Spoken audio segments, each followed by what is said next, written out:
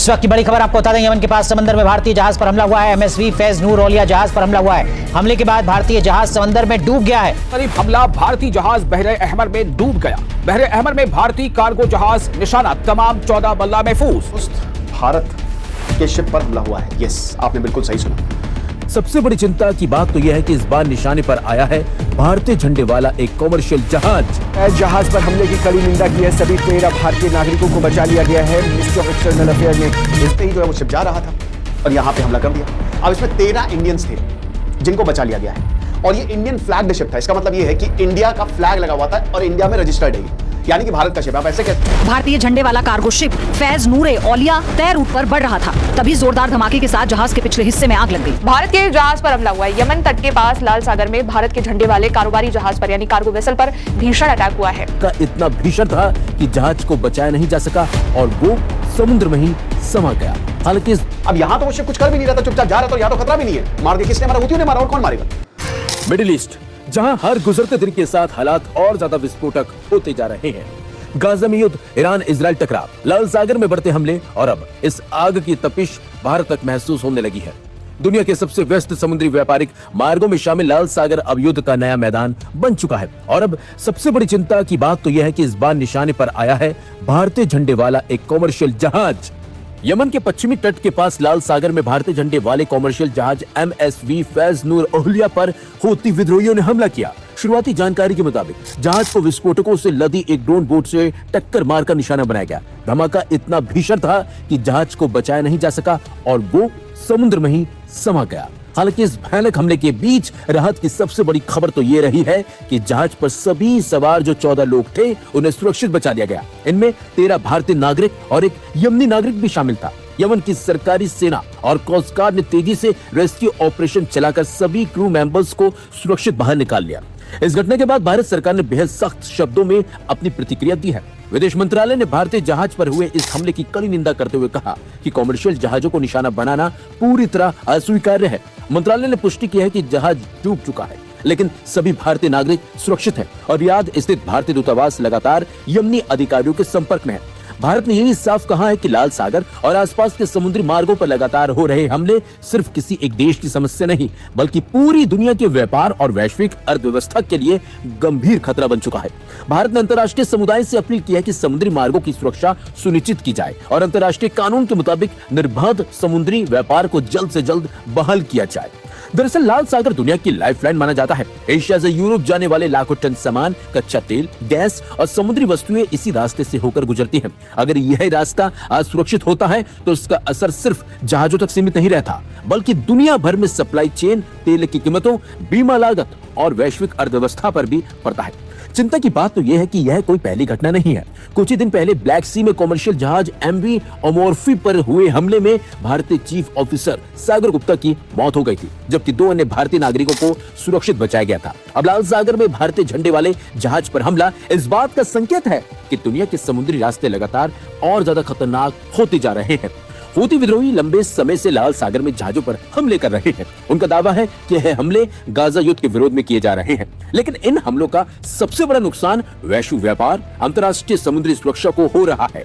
हर नए हमले के साथ शिपिंग कंपनियों की लागत बढ़ रही है। कई जहाज वैकल्पिक और लंबे समुद्री रास्ते अपनाने को मजबूर भी हुए हैं और दुनिया की सप्लाई चेन पर दबाव लगातार बढ़ता जा रहा है। अब ऐसे में सबसे बड़ा सवाल यही है कि अगर लाल सागर में हालात ऐसे ही बिगड़ते रहे तो क्या आने वाले दिनों में और भारतीय जहाज भी खतरे में पड़ सकते हैं? क्या मिडिल ईस्ट का युद्ध अब वैश्विक समुद्री संकट का रूप ले चुका है और क्या अंतर्राष्ट्रीय समुदाय इस चुनौती से निपटने के लिए कोई ठोस कदम उठा पाएगा? राहत की बात तो यह है कि इस हमले में सभी भारतीय नागरिकों को सुरक्षित बचा लिया गया। भारत के जहाज पर हमला हुआ है। यमन तट के पास लाल सागर में भारत के झंडे वाले कारोबारी जहाज पर यानी कार्गो वेसल पर भीषण अटैक हुआ है। ये हमला हूती विद्रोहियों ने किया है। शुरुआती रिपोर्ट्स के मुताबिक धमाकों से लदी एक सुसाइड बोट जहाज से टकरा गई। इसके बाद जहाज डूब गया। 13 भारतीय नागरिकों को, जो नाविक थे, उनको सुरक्षित बचा लिया गया है। भारत के विदेश मंत्रालय ने यह कहा है कि सऊदी अरेबिया की राजधानी रियाद में भारत की एम्बेसी हालात पर लगातार नजर रखे हुए है और क्रू मेंबर की सुरक्षा के लिए यमन के अधिकारियों के साथ सहयोग किया जा रहा है और ये अभी भीषण हमला भी बताया जा रहा है। हालांकि जितने भी लोग थे उनको सुरक्षित बचा लिया गया है। लाल सागर की उफनती लहरों के बीच जहाजों से उठता धुएं का गुबार पश्चिम एशिया के खतरनाक हालात की गवाही दे रहा है।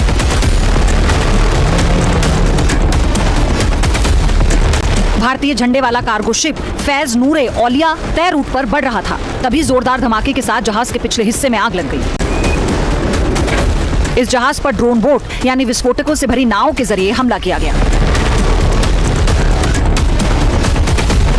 जहाज पर चालक दल के कुल 14 सदस्य सवार थे, जिनमें 13 भारतीय और एक यमन का नागरिक शामिल था।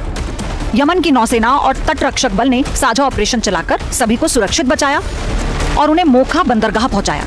केंद्र सरकार ने एक बयान में जहाज पर बिना उकसावे के हुए हमले की कड़ी निंदा की। साथ ही लाल सागर में बिगड़ती सुरक्षा स्थिति पर गहरी चिंता जताई है। विदेश मंत्रालय ने बयान जारी कर कहा, हम 4 अगस्त 2026 को यमन तट के पास लाल सागर में भारतीय झंडे वाले कमर्शियल शिप MSV फैज नूर औलिया पर हुए हमले और उसके डूबने की कड़ी निंदा करते हैं। लाल सागर में कमर्शियल शिपिंग पर हमलों की लगातार घटनाएं बहुत चिंताजनक हैं। इस इलाके में कमर्शियल शिपिंग को टारगेट करना बंद होना चाहिए और इस इलाके में इंटरनेशनल कानून के मुताबिक इंटरनेशनल जलमार्गों से फ्री और बिना रुकावट के नेविगेशन और कॉमर्स को जल्द से जल्द बहाल किया जाना चाहिए। दोस्त, भारत के शिप पर हमला हुआ है। यस, आपने बिल्कुल सही सुना। अच्छी बात है कि किसी की मौत नहीं हुई, बट मौत हो सकती थी, सबके सब मर सकते थे, बट जो यमन कोस्ट गार्ड हैं उन्होंने बचा लिया। ये इंडियन फ्लैग शिप था, ठीक है। अच्छा, इसका नाम था MSV फैज नूर आलिया, ठीक है, इस शिप का नाम था। अब आप बोलेंगे सर इंडियन नाम तो नहीं लग रहा, महेश प्रकाश ऐसे कोई नाम होना चाहिए। तो ये रेड सी में जा रहा था, मैं तो रास्ते से जा रहा था, भेलपुरी खा रहा था, और यहां से निकला बढ़िया ये बाब अल मंदेब है ना, ये वाला, ये स्टेट ऑफ हॉर्मोस है। चलो इसके बाद कंपैरिजन हम कर लेते हैं थोड़ा सा। एक्चुअली बात ये है कि स्टेट ऑफ हॉर्मोस की बात क्यों कर रहे हैं, क्योंकि ये आप देख रहे हो ना, कुवैत हो गया, बहरीन हो गया, कतर हो गया, UAE हो गया, ओमान हो गया, ऊपर ईरान हो गया, इधर इराक हो गया, इधर सऊदी हो गया, ठीक है। ये जितने भी यहाँ पे देश हैं ये गल्फ कंट्रीज हैं, और यहाँ पे पूरी दुनिया का 20% एनर्जी यहाँ से जाती है। भारत इन पे डिपेंड करता है, पूरी दुनिया, ये एनर्जी चोक पॉइंट है, पूरी दुनिया टेक्निकली यहाँ से चल रही है, सारे गल्फ कंट्रीज यहाँ से जा रहे हैं, ये स्टेट ऑफ हॉर्मोस। अब स्टेट ऑफ हॉर्मोस में प्रॉब्लम क्या है कि पहले तो ये खुला था, लेकिन जब से डोनाल्ड ट्रंप ने युद्ध छेड़ा है, अब ईरान कह रहा है कि ये हमारा है, और जहां जिस रास्ते से हम बताएंगे उसी रास्ते से तुमको जाना है, उसके इधर उधर हुए तो बम मार देंगे, पैसे देके जाओ। था कि गल्फ जो है वो साथ में आ रहा है प्रॉक्सीज ग्रुप को मारने के लिए, वो ईरान को नहीं मान रहा है। अभी आपने जैसे सऊदी अरब में देखा, इजिप्ट पर ईरान ने हमला कर दिया, सऊदी अरब ने फिर PMA पर हमला किया, नेवल अलायंस बनाया। तो अमेरिका और इजराइल प्लान यही था, देखेंगे ईरान को, और जो ये प्रॉक्सी गल्फ ग्रुप है, गल्फ कंट्रीज है, ये देखेंगे इनके प्रॉक्सी ग्रुप को। अब उसी में से आपको पता है कि जो यमन है, यहां पे बहुत बड़ी प्रॉब्लम है। अच्छा, यमन में एक और फोर्स है जिसको सपोर्ट UAE कर रहा है। यमन इतनी खिचड़ी पक गई है अरब स्प्रिंग के बाद, बर्बाद हो गए एक तरीके से। आधा जो है हूतीस कंट्रोल करते हैं, जो कि सीधा ईरान बैक्ड मिलिशिया है, और यहां से जो भी शिप जाता है ना, हूतियों की परमिशन के बिना नहीं जा सकता। तो अभी तक तो ये स्टेट ऑफ हॉर्मोस तो एनर्जी चोक पॉइंट है, बट वैश्विक व्यापार की बात करें, ग्लोबल ट्रेड की बात करें, तो वो यहां से जाता है। ये कितना इंपॉर्टेंट है, बाल अल मंदेब, भाई तुम यहाँ गल्फ ऑफ एडन है, ये हॉर्न ऑफ अफ्रीका है, सोमालिया हो गया, इधर इथियोपिया हो गया, ये जिबूती हो गया जो चाइना ने अपने कब्जे में करके रखा हुआ है, सोमालिया ये पायरेट्स के लिए जाना जाता है। अच्छा, एनीवे, तो अब ये जो है ना, ये रूट बहुत इंपॉर्टेंट है, क्योंकि यहां से आप जाओगे और फिर स्विस कैनाल से होते हुए आप निकल जाओगे ऊपर, समझ रहे हो, स्विस कैनाल से होते हुए ऊपर जाओगे, और फिर ये मेडिटेरेनियन सी आ जाएगा, ये यूरोप आ गया, ये यूरोप, तो ये अफ्रीका है इधर पे, और उधर यूरोप है। स्विस कैनाल इसीलिए बनाया गया था कि इजिप्ट को पास करते हुए, इजिप्ट के पास था, और ऊपर निकल जाओ यूरोप की तरफ। तो वैश्विक व्यापार के लिए बाल अल मंदेब है, और एनर्जी के लिए स्टेट ऑफ हॉर्मोस है। बट देखिए, लगती तब है जब स्टेट ऑफ हॉर्मोस ब्लॉक होता है, ठीक है। यहां इसके तो काफी अल्टरनेट रूट, अब तो देखिए ये इजराइल हो गया, ये वाला, यहां से भी अल्टरनेट रूट निकाल रहे हैं। हमास, मैंने आपको 1 साल पहले एक लेक्चर लिया था, मैंने बताया था कि इजराइल की और अमेरिका की असली मंशा है कि वो स्विस कैनाल, ये जो है ना, इसको हटा के एक अल्टरनेट ट्रेड रूट निकालेंगे, क्योंकि यहां पे इजिप्ट का कब्जा है, गल्फ कंट्रीज इसको देखते हैं। तो अमेरिका हेजीमनी चाहता है, वो चाहता है कि हमारा वर्चस्व रहे, और कोई देश नहीं चाहता, ये हालात है।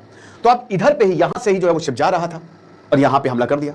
अब इसमें 13 इंडियंस थे जिनको बचा लिया गया है, और ये इंडियन फ्लैग्ड शिप था। इसका मतलब ये है कि इंडिया का फ्लैग लगा हुआ था, और इंडिया में रजिस्टर्ड है, यानी कि भारत का शिप। आप ऐसे कैसे समझ सकते हो इसे, जैसे आप कार लेते हो ना, तो हो सकता है आप दिल्ली में रह रहे हो, लेकिन आपने कार यूपी से उठाई, तो यूपी रजिस्टर्ड कार होगी ना, वो नंबर प्लेट में यूपी आएगा, और हो सकता है वो आप दिल्ली में चला रहे हो, जब तक आप आरटीओ से इसको बदलवाओ ना। तो वही कंसेप्ट यहां पे है कि ये इंडियन फ्लैग, मतलब ये कि इंडिया में बना है और इंडिया में रजिस्टर्ड है, तो भारत का फ्लैग है। भारत को देखो किसी से दुश्मनी तो है नहीं, और भारत ने कई बार, भारत ने कंडेम किया अटैक, और कई बार बोला है कि अभी जब देखिए 3 सेलर्स मार दिए थे अमेरिका ने, हमारे 3 लोगों को मार दिया था, अटैक किया था, और इसके बाद भी युद्ध हो रहा है, मौतें होंगी, लेकिन हमारे अगर कोई भी भाई मर रहा है वो सही नहीं है। बिना बात के भाई इंडोनेशिया के शिप को उड़ा दिया, ईरान के शिप को उड़ा दिया, जब श्रीलंका गया था वो 100 के करीब लोग मर गए। ये तो अमेरिका की दादागिरी है ना, तो ये खतरा तो अब सब पे है। अब यहां तो वो शिप कुछ कर भी नहीं रहा था, चुपचाप जा रहा था, यहां तो खतरा भी नहीं है, मार दिया, किसने मारा, हुतियों ने मारा, और कौन मारेगा। अब हालांकि किसी ग्रुप ने रिस्पॉन्सिबिलिटी नहीं ली है, लेकिन जाहिर सी बात है, और यहां पे कौन है बताइए, या अफ्रीका में तो कोई कुछ करेगा नहीं, यहाँ हुतीस की प्रॉब्लम है ना, और शिप को लेकर जो ईरान के प्रॉक्सीज हैं वो एक्टिव है। तो भारत ने यही बोला है कि भाई ये काम ऐसे नहीं चलेगा, कि जिस तरीके से अनप्रोवोक्ड एस्केलेशन हो रहा है हम इसकी कड़ी निंदा करते हैं। हालांकि यमनी अथॉरिटीज को थैंक यू भी बोला कि आपने बहुत क्विक रिस्पॉन्स दिया और आपने 13 भारतीय और एक यमनी भी था उसको बचा लिया। और यहां पे जो यूनियन शिपिंग मिनिस्टर है सर्बानंद सोनोवाल, उन्होंने बोला है कि देखिए जितने भी नेसेसरी असिस्टेंट है वो रेस्क्यूड सेलर को दीजिए। लेकिन दोस्तों ये दैट्स नॉट इनफ, भारत को बहुत ही कड़े शब्दों में निंदा करनी पड़ेगी। और अभी जब एक और अभी शिप पर अटैक हुआ था तो भारत ने ईरान की भी खबर ली थी। अब ये हुआ क्या, ये 13 नॉटिकल माइल्स जो इनका हुदाइदा पोर्ट है ना, ठीक है, बिल्कुल यहां पे ही हुआ, एकदम बगल में, यमन के बगल में। तो प्रोजेक्टाइल आया, एक भयंकर मिसाइल या ड्रोन जो भी आया वो लगा, शिप डूब गया। वो तो टाइटैनिक वाला हिसाब किताब है कि जरा सा लड़ेगा वो शिप डूब जाएगा, खत्म। और तो बम गिर रहा है शिप पे, और इतना भयंकर समंदर है, हर तरफ समंदर ही समंदर। एक मैं भी वीडियो देख रहा था तो उसमें था कि टाइटैनिक जब डूबा, हमने तो टाइटैनिक पिक्चर देखी है ना, पिक्चर से हमको पता चला टाइटैनिक के पागल हो गए, टाइटैनिक टाइटैनिक सब मर गए थे उसमें, कुछ बच्चे थे, ऐसा नहीं है, 10% लोग बच्चे थे, बाकी सब मर गए। टाइटैनिक जो है जब डूबा तो बड़ा ब्राइट था, वो भयंकर ब्राइटनेस थी, हमको लग रहा था ना कि कितना उजाला है, पिक्चर में दिखाया था कि उनको शूट करनी थी, असली में ना गुप्त अंधेरा था। सोचिए एक शिप डूब रहा है, चारों तरफ समंदर है और गुप्त अंधेरा, कुछ भी नहीं। नाइटमेयर होता है भाई ये लोगों का, नाइटमेयर। यहां से मैं कभी बीच में जाता हूं तो रात में इतनी तेज लहरें आती, डर लगता है कि समुद्र के किनारे जाऊं कि ना जाऊं। तो यहां तो ये हुआ है, अभी कितने बजे हुआ है आई डोंट नो, ठीक है, व्हाट वाज द टाइम जो ये शिप जा रहा था। लेकिन ये तो अच्छा हुआ कि यमन से बिल्कुल, और कोस्ट गार्ड जो है ना, क्योंकि देखिए क्योंकि इंडियन फ्लैग इंडिया में रजिस्टर्ड है तो यहाँ पे मैरीटाइम रूल्स इंडिया के लागू होते हैं, अलग अलग देशों के अलग अलग मैरीटाइम रूल्स होते हैं, तो वो इंडिया ने जो रूल बनाया वो लागू होते हैं, ठीक है। और यहाँ जो कोस्ट गार्ड होते हैं हर देश का, वो गश्त मारते रहते हैं सब सही है कि नहीं, और इन सबको खबर भी होती है कि कौन सा शिप जा रहा है, क्योंकि आप जब किसी देश के मैरीटाइम बाउंड्री से पास करते हो ना तो आप उनको इन्फॉर्मेशन देते हो, वो सब कुछ होता है आजकल टेक्नोलॉजी सारा ट्रैकर। तो पता चल गया था यहाँ पे यमन को, और इसीलिए तुरंत एक्शन लिया, वरना दोस्तों शिप फटा, डूब जाएंगे लोग, मिनटों में डूबते हैं, और एक बार डूबे तो आप मर गए, आप बचा नहीं पाओगे। तो इसीलिए आप ये मान के चलिए कि 10-15 मिनट के अंदर अंदर यहाँ पे कोस्ट गार्ड ने एक्शन लिया है, और ये बहुत अच्छी बात है। लेकिन दोस्तों बात ये है कि कॉन्फ्लिक्ट वाइड होती जा रही है, आप देख सकते हैं कि बातचीत चल रही है लेकिन उसके बावजूद हमले हो रहे हैं। और इस कॉन्फ्लिक्ट का ना अच्छी बात है कोई डील हो जाए, बट ये रुकेगी नहीं। ये क्या है कि आपने भाई शेर के मुंह में खून लगा दिया, और जब ये हो गया तो अब ये छोटे मोटे हमले होते रहेंगे। यहां पे शिप जा रहे हैं लेकिन कभी कहीं पड़ गया गोला, कभी कहीं कुछ हो गया, कभी अमेरिका ने कुछ कह दिया तो फिर ईरान नाराज हो गया, क्योंकि बात यह ना कि अमेरिका ईरान को हरा नहीं पाया है, और ईरान चौड़े होकर घूम रहा है, 56 इंच का सीना लेकर घूम रहा है, क्या मार लो बेटा, हो गया तुम्हारा, अब हम मारते हैं।